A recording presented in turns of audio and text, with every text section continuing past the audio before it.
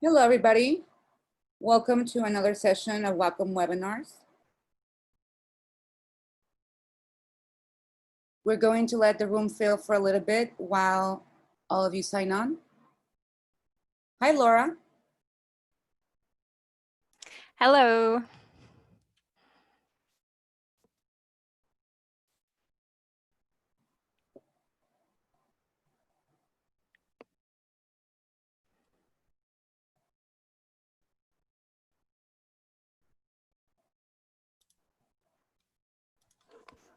Right on. Let's get this show going. Thank you so much for joining us, everybody.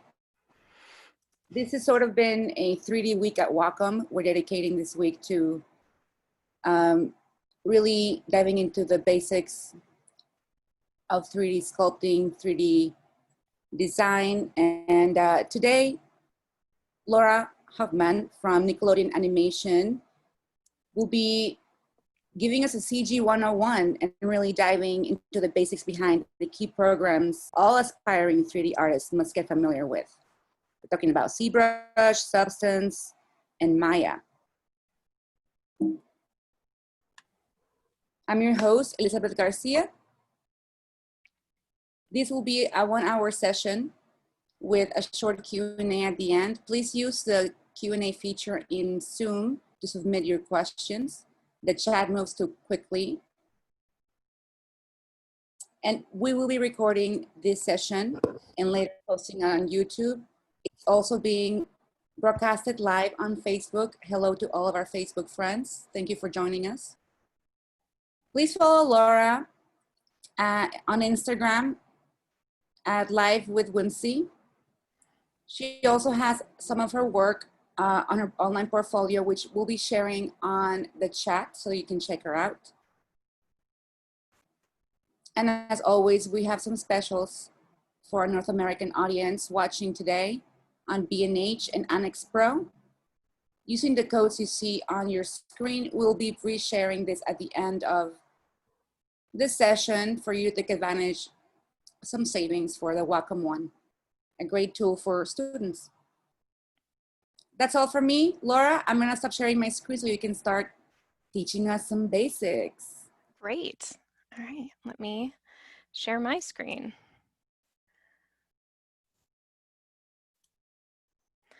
All right.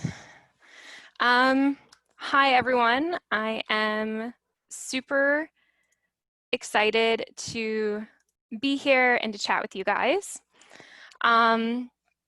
So the intent for this was for it to be kind of like a really brief overview of people who are interested in CG and just like where to even start. So I'll start with telling you guys a little bit about me. My name is Laura Hohman. To kind of go way back, I'm originally from Minnesota in the US, the Twin Cities. Growing up, I always wanted to I actually always wanted to be an astronaut, so I don't come from an art background. I went to school originally for math and science, and then kind of decided that as much as I loved math and science, didn't want to do it for a career. And growing up, I had always loved animation. So realizing that that was an option, I changed my degrees and I moved into an animation degree. Fell in love with it. Never have looked back, really. My first industry job was in 2011 is officially when I was hired. I was hired as a texture artist at Nickelodeon Animation Studios on the 2012 animated TV series Ninja Turtles, which was just such a fun project. It was incredible, an incredible experience. Since then, I've kind of moved through a bunch of projects at a bunch of studios. I've kind of a list of all the shows that I've participated in very small print on the bottom. Hey, Laura, were you supposed to be sharing the screen as you're speaking? Are you showing us something? If it's not sharing, then that is important. You have sharing your screen, so we're just looking at you. But if you that's fine, you can look at me too. Yeah, let me. No, we love looking at you. Okay, hold on. Let me try again. But I know that you probably have some visual aids to what you're saying. I definitely do.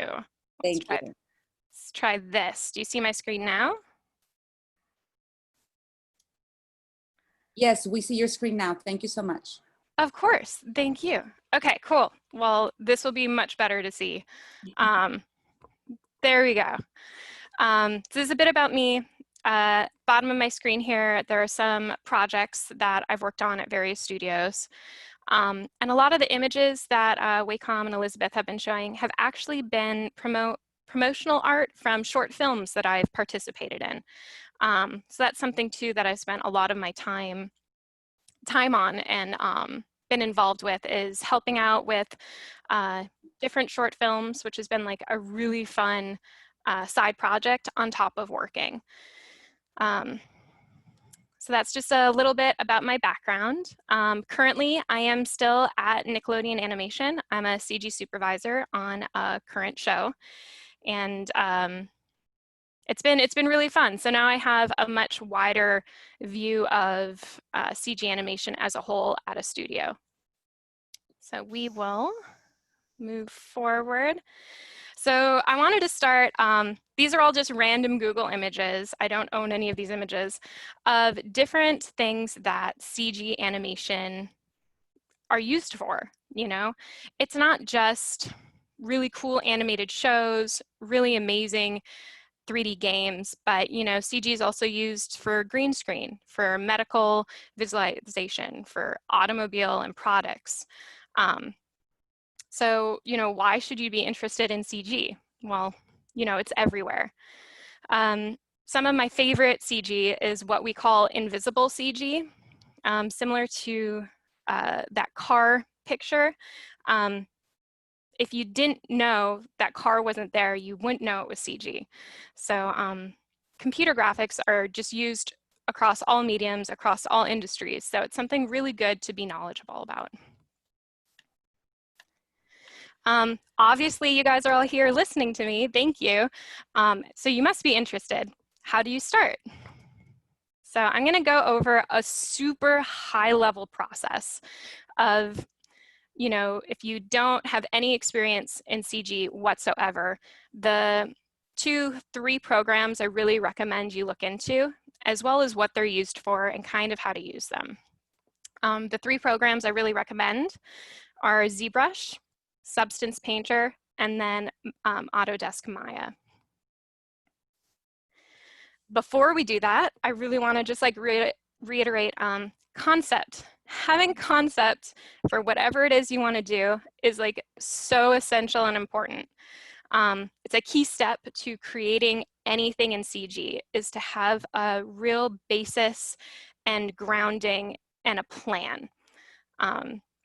So anytime I do anything, a personal project or a project at work, I make sure that I have a reference or a reference sheet. I make these usually just by Googling the internet. They're not really for anyone but myself, but I'm going to show you guys one real quick before we kind of dig deep. So this is top left is a render of a personal project I did a few years ago. It's a tree frog. But I created a reference sheet of a couple different angles of similar frogs with different kinds of striping, slightly different lighting, just so I could make sure my project was kind of hitting real life reference. So I would use these a lot in the beginning of my project, and then I would kind of tweak stuff and make it my own, but it's really important to have any sort of reference. And you can just pull these all together in Photoshop as like a big JPEG and just have it up while you work. Okay, now to the CG.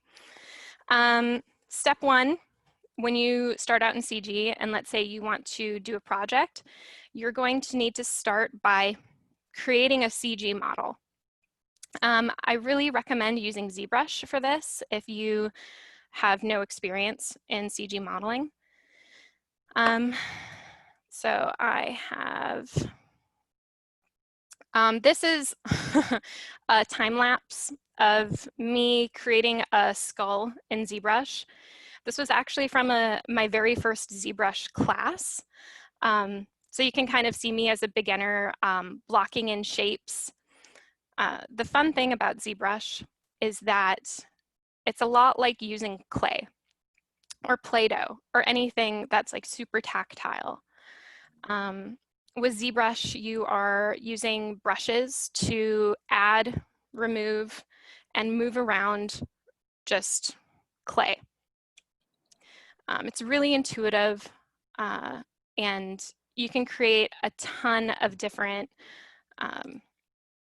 shapes and pretty much anything you want out of ZBrush with really out having to know a lot about the technical side of what's going on underneath.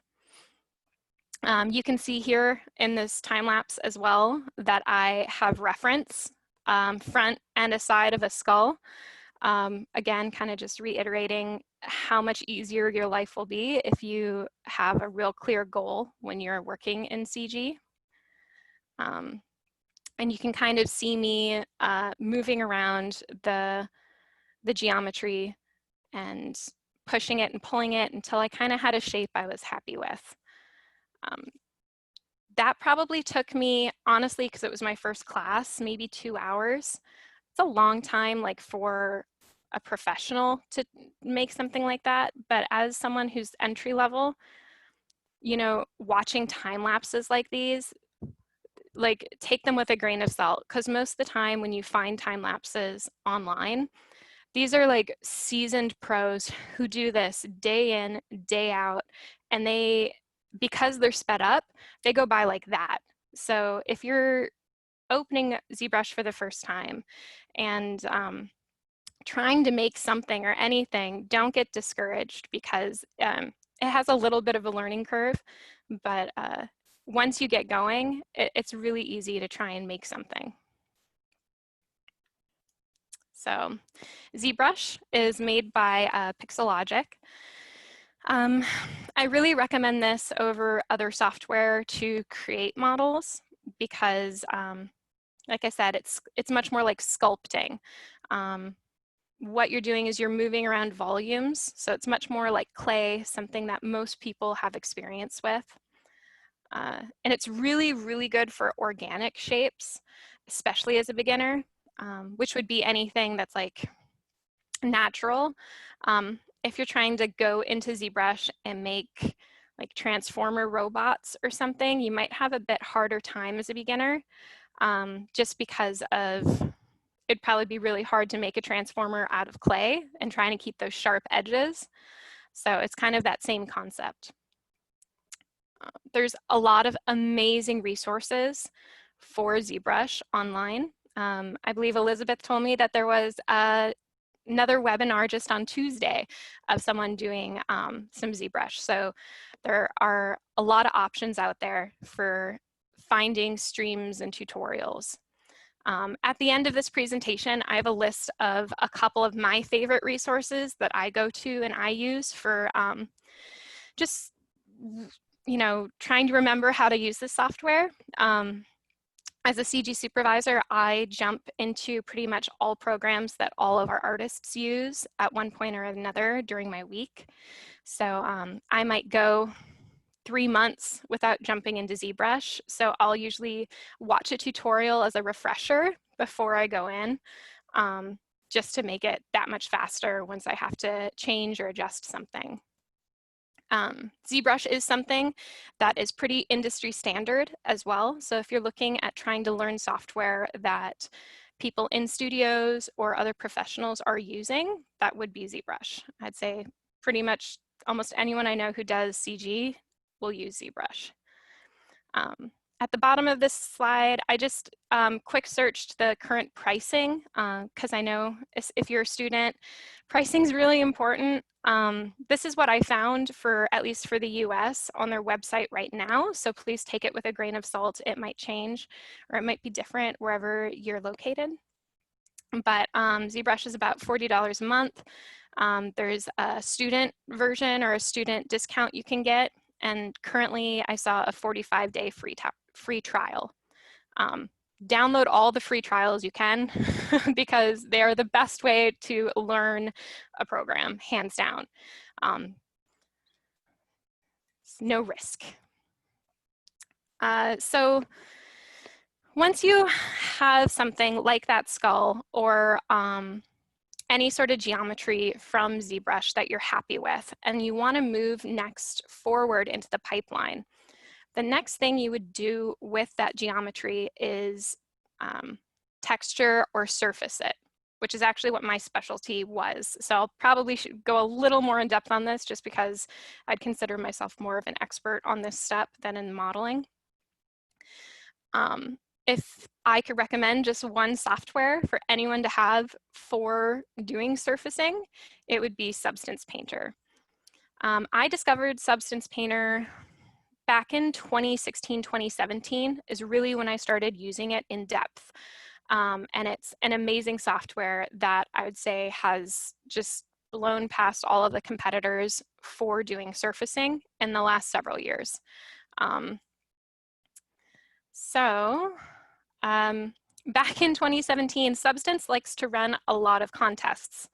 So they had this little character they called Matt, which is here in the pictures. And they ran a contest where you could have a free version of the program. And if you textured this little Matt character, you could enter the contest for various prizes. So this was my entry many years ago, and kind of the first time I really started learning this software. On the left, you can see my reference images. I went on a trip to Morocco that year, northern Morocco, and it really inspired me. So a lot of kind of the vibe I wanted to put in it was, those reference images, and the renders on the right are straight out of Substance Painter. So you can render out of Substance Painter as well. So you might be asking, okay, so why do I recommend Substance Painter? It's super intuitive if you don't know anything about shaders. So how 3D works is when you have a model and you want, let's say, that skull that I did a time lapse of, if you want it to look like bone, obviously in that time lapse, it was gray and it was kind of just matte, not shiny, no real surface details.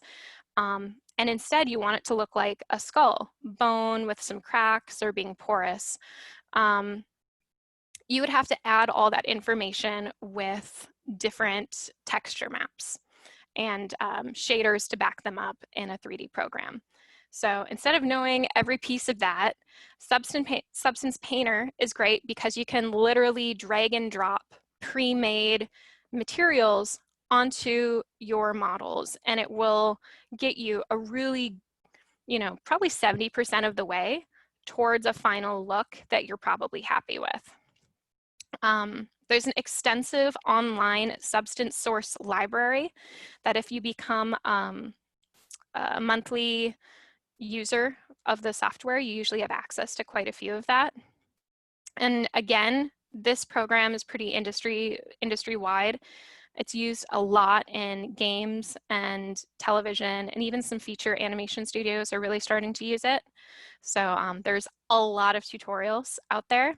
Again, I'm going to plug Wacom and their webinars. A good friend of mine, Nikki Monteleone, did a webinar just a few weeks ago, I believe, about Substance Painter, and it was pretty in-depth. So I would highly recommend her and her tutorial as well.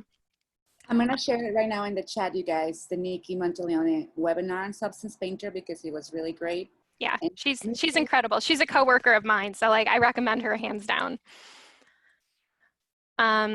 Pricing, Substance Painter currently, same disclaimer, this is all stuff I Googled yesterday, so specific to US and hopefully correct. There's a indie license, a monthly indie license, which is what I personally have. I don't use it for work, I just use it for personal projects. That's about $20 US a month. And then there's a version or a discount version, free version, student version. So if you're a student, definitely take up all those student version discounts you can, because you'll never get them again. And Painter also has a 30-day free trial. So real quick, I am going to switch from this presentation and just open up Painter real quick. Okay, so I already kind of set up this file. It's really easy to bring in your geometry and set up a file. But I just wanted to show you how easy it is to do something in Painter if you have no experience. So this is that same Meet Matt character that Substance had provided for that 2017 contest. I still have somewhere on a drive, so I'm glad I still had it. I just had some random materials. So without going too much into it, down here in the UI, there's all these materials that just comes, sorry, it's my cat. Okay, all these materials that just come with the program or that you can download online and use. And it's literally as easy as finding this aluminum. I like this aluminum, his body should be metal. I drag it onto my geometry and now it's a metal body. So Substance Painter is amazing just to start learning the process, seeing how all of these more complicated maps work together to create a final product. But it's super intuitive. There's so many resources out there to use, and I can't recommend it enough. So obviously I'm a huge fan of Substance Painter. And Laura, this all these textures in Substance Painter, they come with it, or you have to purchase them? No, they all come with the software. So there's a good chunk here that are just default with the software. The version of Substance I'm showing is the most recent update. So it might depend on what version you have, but this is the one that just dropped a few weeks ago. And if there's something that you want that doesn't exist already installed on the program, you can find it online on Substance Source. And I believe you can download a certain amount for free a month if you're a paying member. So there's a lot of resources out there. Like I said, it's as easy as dragging and dropping. So it's a great way to start doing your own CG still life. Let's see. So we will go back here real quick. Oh, right. So technically, I know I said there were 3, but if you really wanted and you really can't have more than 2 programs, you could just stop with ZBrush and Substance Painter. Painter does have the option to do renders in file. So toggle back here real quick. So what's a render? If you don't know CG, that might be a question. So a render is a final image that it has lighting information and possibly camera information, depth of field, anything that's like a final image. So example with Substance Painter, there is this render button where you just click on it and all of a sudden it will bring in a lighting information and background. And then you can save this out as your final image. So you can do a lot straight out of this program and just have something to share with other people, to put on a website, on your blog, as just, hey, look at this thing I made. And Substance, you can do it, ZBrush and Substance Painter, that's fine. But if you want more and want to do your 3rd program, I would recommend Maya. Autodesk Maya is good for everything else, which is a lot of things. Maya is super industry standard, at least for animation. You know, there are a couple other programs which are similar to Maya, but every place I've ever worked, we've used Maya as our primary animation software. So there's a lot you can do with Maya. So I put their current show reel into this presentation. I'm just going to kind of talk over it, but I'm going to have it in the background just so you can see all the things that Maya does. And there's no way I can show you every single thing you can do in the software. But pretty much anything else you would want to do. So Maya can do effects, so like smoke, fire, water, explosions, all of that under the sun. That's a whole batch of things you can do. Maya also would be if you want to do a project where the character moves somehow, if it's a character, so the character moves, talks, you would have to do rigging of that, which is creating a skeleton within your geometry so you can move it similar to a puppet, which you can see right now on the screen. You would do all of that setup in Maya after you have your geometry from ZBrush. Maya is also where you would animate that rig to be movement and to become the character, as you can see in the show reel. Yeah, so it's a really strong program. It's been around for a really long time. And it's also what we use normally to create really high quality final images. Currently what they're doing now is kind of showing you lighting. So there's a lot more lighting you can do in Maya as well to create something hyper realistic. Like if you think back to the beginning of this presentation, there was like that car image I'm going to keep going back to.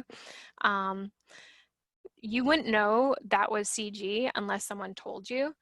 And a lot of those fine, small details, you really can't get that kind of integration without a program like Maya to make it just perfect and keep tweaking.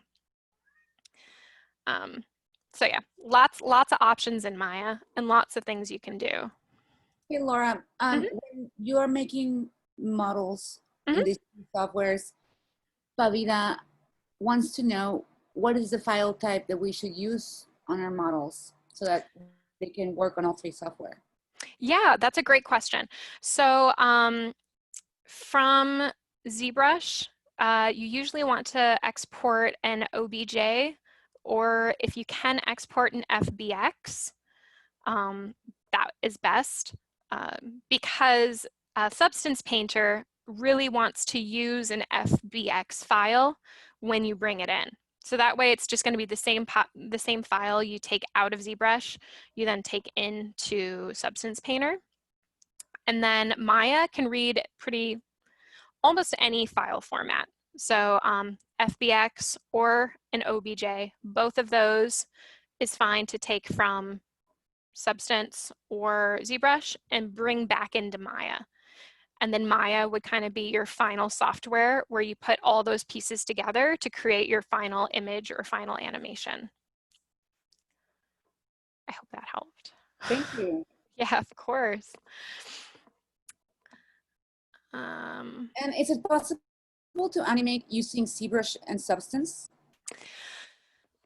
So I believe ZBrush, I've seen some interesting hacks of ZBrush. I don't think you're intended to animate in that software, but ZBrush has an option to do layers, similar to like Photoshop, how Photoshop has layers. And I've seen people put different like mouth shapes on different layers so that when they blend the layers together, it looks like the mouth is rigged to talk.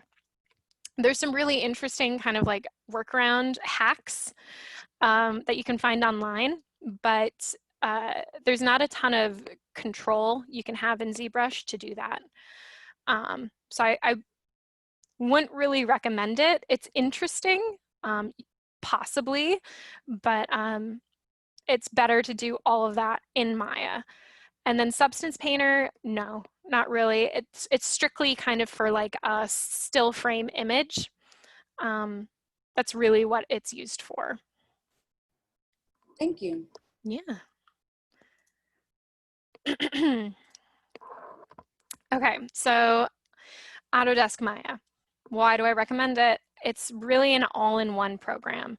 You know, you can do modeling in Maya, similar to ZBrush, but it's not going to be quite as intuitive as ZBrush is with kind of like the clay sculpting. It's going to be a little more technical. You can do rigging, shaders, lighting, effects like the smoke and everything. Grooms, I haven't really talked about that yet, but grooming is when you do computer generated hair. You can do that in Maya as well.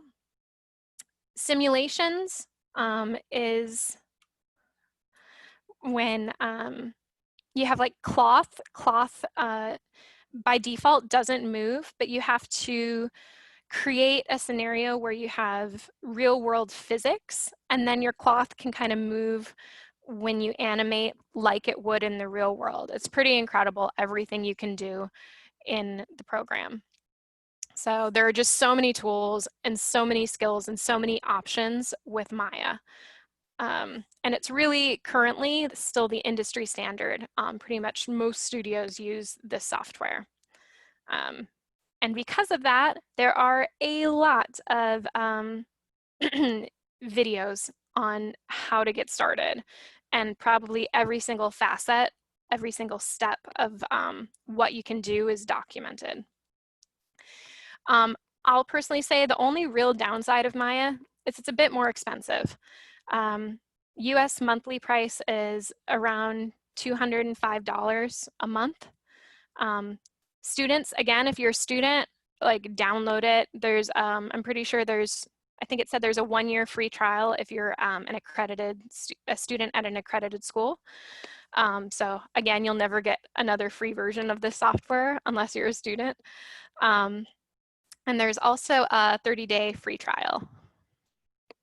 I do want to say if you're really interested in Maya, but you just can't swing it with, you're not a student, you know, you can't really afford it. I do just want to caveat that there's another program that's really been kind of making waves lately called Blender.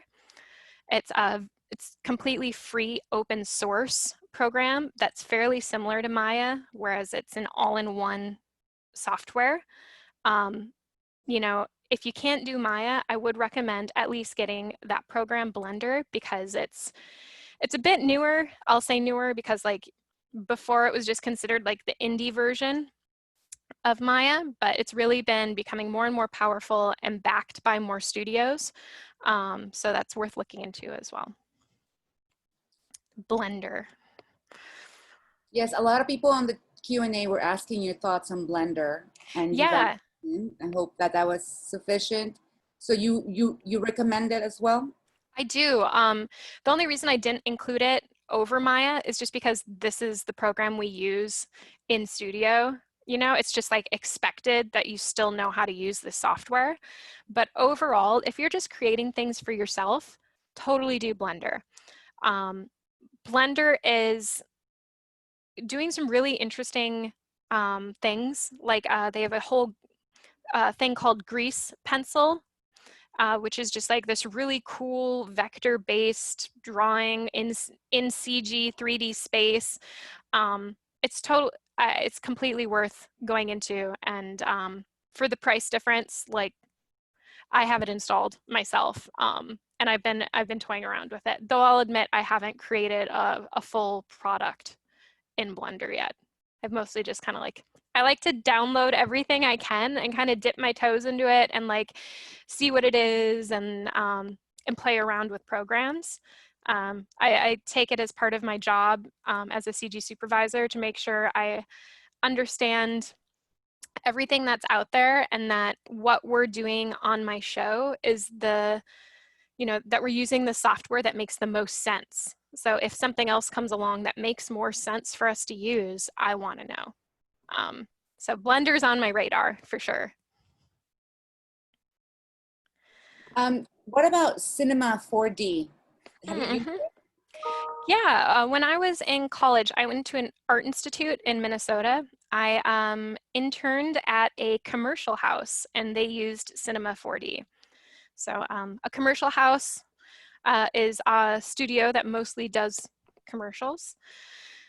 Cinema 4D is good.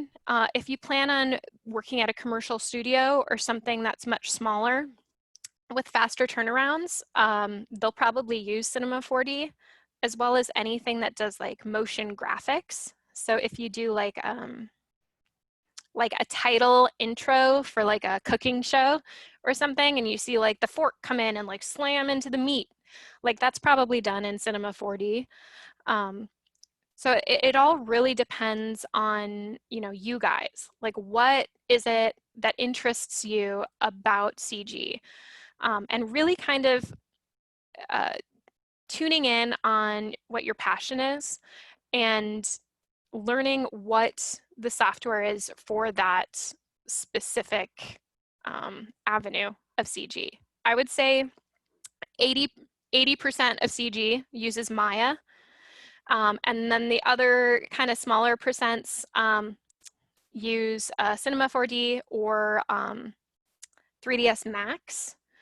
I see 3ds Max used a lot for visualization. So like architecture, those kind of things. I have friends who use 3ds Max for that.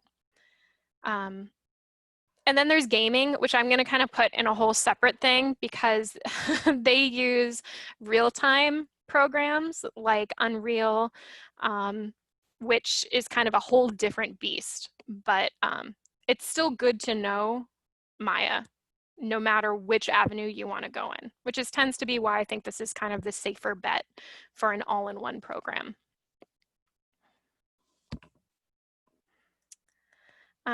Yeah, so 3 key programs, like I said, ZBrush, you should have it.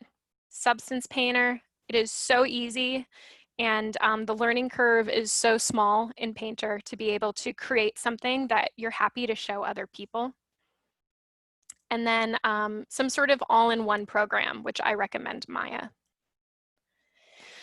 I wanted to include this because I remember when I was a student, or I didn't really know much about where to go or tutorial sites. These are kind of my favorite places I go when I am looking for information. So if I'm looking for ZBrush, either inspiration or tutorials, I tend to go to ZBrush Central, which is run by Pixelogic, the ZBrush company. But they have this, they have like a front page that has all the new cool things that people have sculpted with ZBrush. But they also have a very large library of tutorials. And I think most recently they started doing master classes with really well-known sculptors. So ZBrush Central is a great ZBrush resource. ArtStation, I'm on that, I wouldn't say every day, but almost every day. I love looking at what people have created. It's another kind of portfolio site where a lot of people show off their work and you can comment on it. And they've started doing articles and tutorials and blogs as well. So I'm really excited to see that side of this website grow so you can get more information.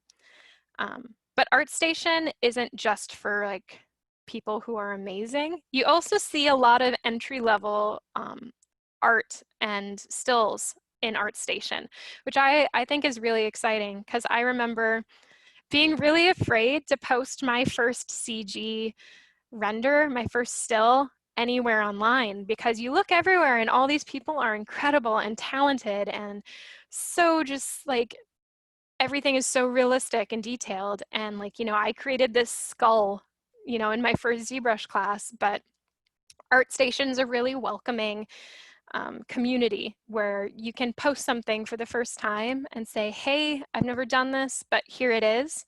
And there's not so many trolls, I guess, on ArtStation. So you feel really supported and you can get some really good comments on your artwork. LesterBanks.com. I recently discovered Lester Banks maybe a year ago when I was really getting into grooming. And he has an amazing, large background of kind of oddly specific tutorials. So I'd really recommend just checking out his whole website. On YouTube, I really like a channel called Flipped Normals. They do a ton of CG stuff. They have a lot of like entry to Maya, ZBrush 101, you know, beginner substance painter tutorials. So I really recommend them. Shane Olson, he is my favorite ZBrush sculptor. I just find his workshops and webinars just really easy to understand, and he has a really nice kind of cartoony Disney-esque style when he sculpts. So I love his tutorials and highly recommend him. And then the last learning resource I really recommend is if you're looking to get into Substance Painter, they hold a lot of contests. And specifically when they have a contest, they release a bunch of really short, 30 minutes or less. This is how you bring something in, texture it, and render it for this contest in 30 minutes. So they have some really amazing, really compressed tutorials to learn it without having to dedicate a full week to watching videos. So I highly recommend their contest videos. And to do a contest, do contests. They're so fun. Like there's no risk in doing a contest. Yeah, so that's pretty much everything I had to talk about. I hope that was helpful if anyone's really new and just trying to figure out which avenue to go to in CG. It's a really fun industry. So, and then I guess Elizabeth, if you want to do some Q&A. We do have quite a bit of questions, and guys, I'm working with my team to get Laura's resource links typed up, so we will share them in the chat in a little bit. I don't have access to Laura's. Yeah, I'll send it to you. I'll send it to you. You want to copy paste all of that. Thank you so much for your questions, and I will jump right in. We have quite a few, and a lot of these questions you already covered, but I'm gonna go down the list and see if we can answer some that I didn't hear you talk about. So let's go to the beginning.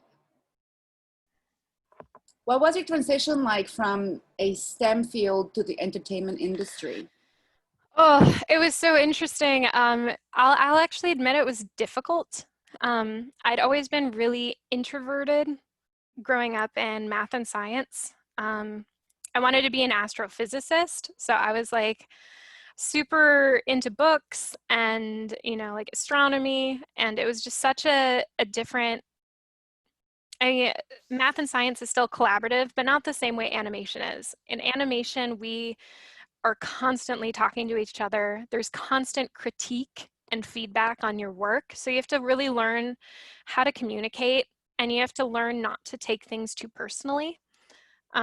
Whereas in like math and science, there's like really one right answer to a question, you know, as long as you have data and stuff. But anyways, there's really only one right question, one right answer. But in animation, there's not. Everything is very dependent on your opinion and the multiple opinions of people around you. So it took a long time through school to kind of thicken up my skin and get comfortable talking to people. I ended up taking a lot of improv classes to kind of come out of my shell and pretend everything was fine, and that helped a lot. But it was very different. But I have been able to use a lot of my physics skills with surfacing, because surfacing is very much based on real world properties of how things react. So those kind of coincided, which is probably why I ended up in surfacing. In your experience, Laura, what's expected on an entry-level 3D animator or modeler? Their portfolio, what's the standout factor? Mitch wants to know. Yeah, that's a great question. The standout factor.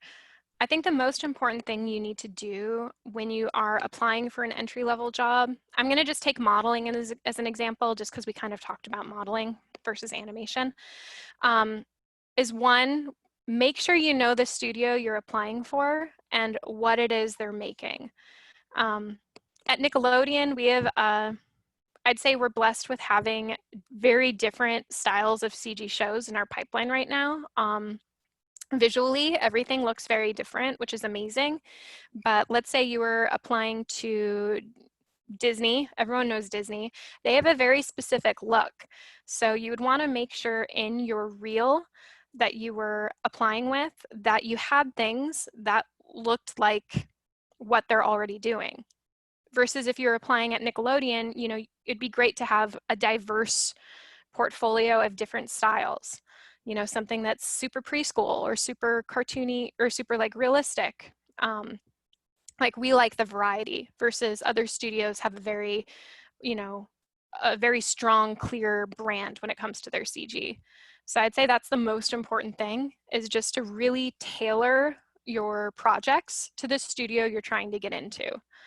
And more than that, if you're doing modeling, we love to see wireframes of your models, just so we can see what your topology looks like.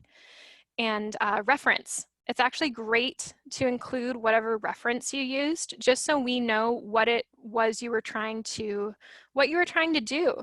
Like if you were basing this prop on a concept by a really cool artist, like show us both. I want to know that you can hit whatever your reference was, because in a studio, you won't be modeling something in the void. You'll be working with designers who will provide you with black and white stills, and you'll need to turn those stills into a model. So seeing the reference, I think, is really important, and not a lot of people do that. Thank you. Amanda Cook wants to know if you have any tips for artists who want to be a shading artist. Example, what should be in a portfolio? Do I need to know grooming? Yeah, that's a great question, and one I can definitely answer, coming from the shading department before I moved into being a CG soup. What I specifically look for in a demo reel for that position is storytelling, which usually catches people a little off guard. But as you saw in this presentation, Substance Painter, it's really easy to just drag and drop your material and like be like, oh, I'm done. But once you start trying to get a job, like I want to know that you're thinking more deeply about what you're working on. So like if you were doing a car, for example, what's the story behind the car?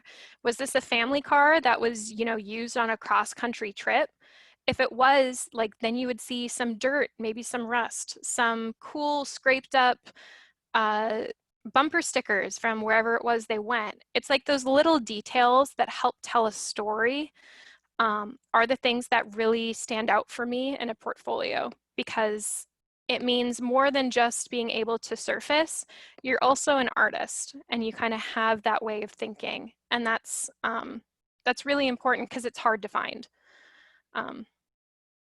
Yeah. Thank you. I'm going to consolidate a few questions here regarding hardware and the hardware needs to be able to work with these heavy softwares. What kind of hardware needs? What kind of hardware do you recommend for students?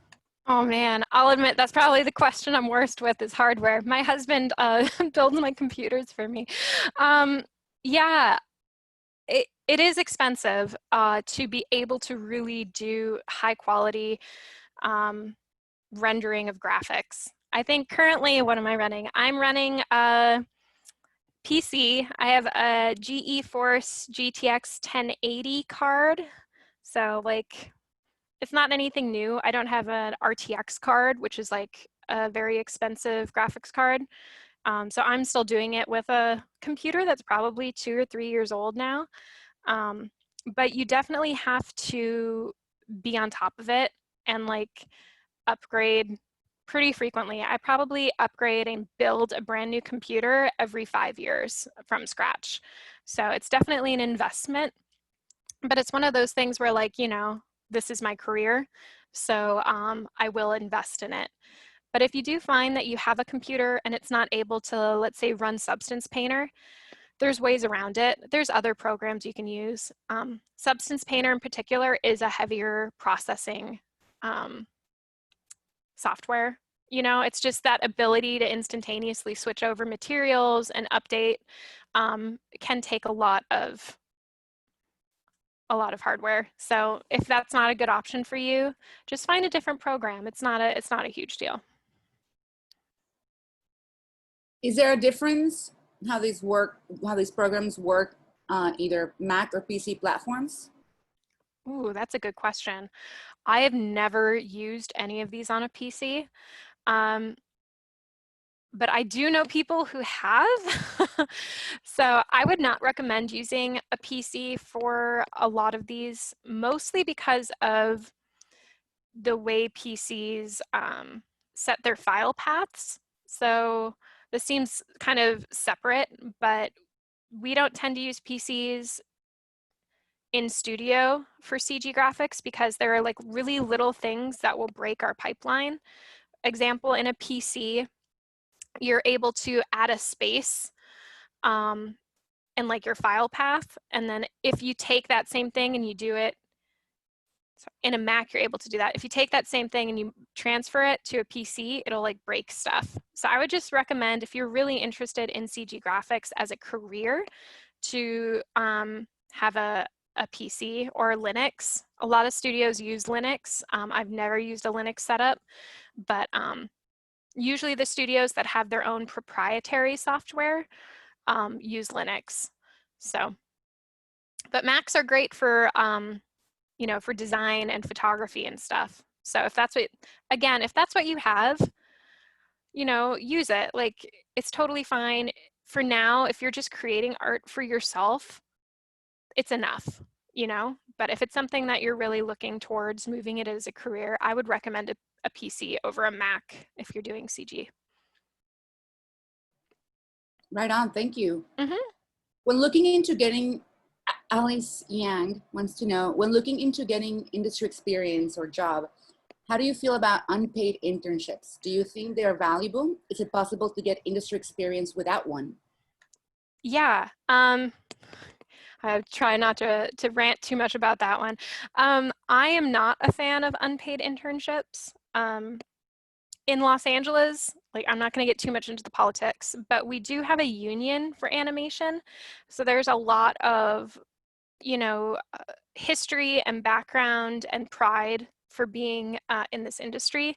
And a lot of it is, you know, you shouldn't have to do an unpaid internship to get experience. Like, your portfolio should be more than enough for you to get hired. But how do you make a portfolio good enough to be hired without experience? It's always the catch-22. So it's great to have some sort of work experience, but like I said, it's not necessary. If you want to get experience, I would not recommend an unpaid internship, but it's a great way to make networking connections. Instead, I would really highly recommend working on short films. Those will still be unpaid usually, but you'll have the same experience working with a team, working on a project, but everyone's kind of a little more equal in a short film, whereas no one's really making a huge profit off of it. So it's a little bit more collaborative, and usually something you could put on your reel right away as well, because anytime you do something for a studio, it gets bogged down in legal for a long time until that project airs or whatever it may be, which is why you guys didn't see, or you won't see on my website or my ArtStation, pretty much anything in the last 6 years, because the last project I worked on, it's never aired, so I can't show it, you know, and the project I've been working on the last 2 years still hasn't aired, so I can't show it. So that is the downside of working with a studio sometimes. Thank you, Laura. Nicole wants to know, how do you figure out on which part of the pipeline you were most interested in? Like, how do you decide on textures? So the school I went to, it was overall media arts and animation bachelor's degree. And I decided that texturing was what I wanted to do because that was the one part of the process where I kind of got lost in time. Like I would start working on something and really get into it. And then, 6 hours later, I'd realize I hadn't had dinner. And for me, that was a real indicator that I was engaged and really enjoying what I was doing. Um, Literally that was my choice. It was the thing that I could spend the most time doing, and that's what I wanted to keep doing. Many people are curious to find out, how did you get your foot into Nickelodeon? And what advice would you give people trying to get into those big studios like Disney or Nickelodeon? Yeah. So my story's not that great. I was really, really fortunate that when I moved to Los Angeles, um, we were just Nick was hiring. We had like 6 new shows and not enough people to fill all the shows. So they were taking a big risk on a lot of entry-level people at that point. Um, but as much as luck was a part of me getting my first job, I also created a lot of the opportunities for me to be lucky. So like I did take the risk and I moved to LA. I did apply to the jobs, I did work really hard on my reel. Um, so there's all these other things that you have to make sure you're putting in the effort to make yourself open to any opportunity that comes along. So networking is really important. It's probably the thing I'll probably like blare the loudest is talk to people, stay in touch with people, meet people. The industry, especially in LA, where a lot of the major studios are for animation, it's so small, it might sound like a lot, but there's like about 5,000 people across all the major studios making all of the animated content, and we're only one person away from knowing everybody. So your reputation really matters. And if you know someone who will recommend you or like put your portfolio in front of the right person for an open job, like that's something you can't ever pay for, kind of bypassing the recruiter and going straight to the person who's looking for an artist is really the power of recruiting and making good connections and having good work. So that's really the main thing is like any of you guys here are free to contact me on LinkedIn. Please send me a note and like let's start talking because I'm more than happy. I really believe in paying it forward, and that's how it starts. So. That's very kind of you, Laura. Thank you so much. Guys, go look for her on LinkedIn. She's a great resource to have. I'm gonna answer a couple of more questions. We are almost on top of the hour here, but I'm just gonna use your time a little longer because there's so many questions. Is it too late to make a career change or a career switch and try to become a 3D artist at 25 or 30 years of age? No. Definitely not. I'm not laughing at you. I'm sorry. That's about similar to where I was. I switched to going to school for CG at 23. So it's not that much younger than that. And it's never too late. When we're hiring, age, we don't even look at your age. We don't look at your name. We just look at your work. And that's all that matters. And I personally believe very strongly in hiring a diverse background, a diverse group of people. And whatever it was you did before you switched careers, that's going to inform how you do your CG and what is special about you. So it's never too late at all. Thank you. What kind of CG positions are always highly sought after, and what positions are the most difficult to get into due to oversaturation? That is a wonderful question. I'll start with the oversaturation. It's really hard to become an animator, which is tough because that's usually the position you see the most of, like in social media. But there's very few studios that actually do all of their own animation like characters animating in the studio. A lot of studios actually outsource that to other countries. So if you're in the US, it's harder to become an animator. Also because there's so many people going to schools like Animation Mentor or Animation Academy. There's so many people coming out and there's so few roles. So I'd say definitely animation is tough to get employed in. And as far as the thing we're always looking for, I would probably say rigging.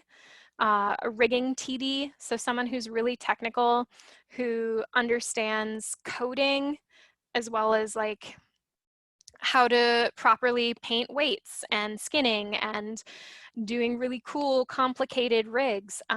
We're always looking for really talented riggers. Rocio Martinez wants to know, what kind of tablet do you recommend for people starting in CG? Ooh, that's a Wacom question. I went through my first year of college just using a mouse and it was horrible. I do not recommend a mouse. I used a little bamboo tablet for a very long time and that did me fine. I don't even know if you guys make bamboo tablets anymore. But really, because they're so legendary, but we yeah. have both now, yes. But I think just like a medium size Intuos tablet is more than enough. If you think you really want to do CG, I would personally take the plunge and get a Cintiq. There's nothing like being able to paint directly on the screen versus, you know, doing this versus doing this and looking that way. Cintiqs are pretty standard in studios now, so if you can afford it, a Cintiq. Otherwise, just the medium-sized tablet is more than enough. You know, we don't have to go to the Cintiq anymore. For students, we do make a display, interactive display called the Wacom One, and it feels and looks like a Cintiq, but it's designed for big beginners and students. So guys, Oh, that's awesome. yes, Cintiq is not just, it's not the only answer if you're ready to graduate from a tablet. I think you already answered this question, but we have a lot of students here or people who are not necessarily students. You did mention all the resources online. Are you recommending to learn CG on your own, or is this definitely something that you have to go to school for? No, you don't have to go to school for this anymore. School is great. If you can, go to a school. Be sure you research it. CalArts is an amazing school. It's very expensive, but you definitely get something different if you go to a university or an online program. But there's so many resources now online for free or for very cheap that you can learn everything. I found even when I was in school, I was still doing tutorials on my own on the side. So I was always like, why am I paying for this if I'm just learning on the website anyways? So I personally feel very strongly that you don't need to have a degree to do animation or computer graphics. Like all you need is to know the craft. Whatever it is, however you get there and learn the skills, like it's totally fine. It doesn't matter. And because back to school is around the corner, this is just a question, not really a question, just an ask as we wrap up for you to give us your true, raw, and honest advice for young students or aspiring self-taught CG artists out there. Mm-hmm. Give them some raw advice because it is scary out there and it's a fun field, but you make us feel really hopeful. So what's your advice? My biggest advice would be just, if it's what you want and you're really passionate about it, like you're gonna succeed. But if it's something, if CG is something that's kind of just like a hobby, and like if you were doing something else, you would be fine, maybe keep it a hobby. Because it's a really, you know, it's competitive. There's constantly new technology, new fresh talent coming out of schools, and it's a lot of work. But it's fun work and it's, you know, it's creative and you're doing something in the entertainment industry with an amazing community of people. You know, all of you guys here, like it's so exciting to be a part of, but it's a lot of work. and nothing will just get handed to you, and you have to fight tooth and nail for everything you want. But I think that makes it more worth it in the end. But just make sure you're passionate about it. And if you are, just keep fighting for it, and eventually you'll get there. It might take a little while. Everyone's path is different, but everyone I know who's really kept at it has been a success. So just keep at it, and you'll get there. That's right. Thank you so much for your time, Laura. Thank you to Nickelodeon for letting us borrow you for a little bit. Yeah, of course. Thank you so much. This was so great. And thanks everyone who showed up. What, 210, 11 people, which is crazy. Yeah, and our people, our friends on Facebook, thank you so much for joining us. You have been wonderful. And we will probably bring you back later because a lot of students, we still have a lot of unanswered questions here. Obviously, it's a subject that people want to explore more. So thank you, Laura, for helping us scratch the surface of CG, the basics. And thank you, everybody. We'll see you next week on Tuesday with another Wacom webinar. It's a wrap. Thank you, guys. Thank you. Bye.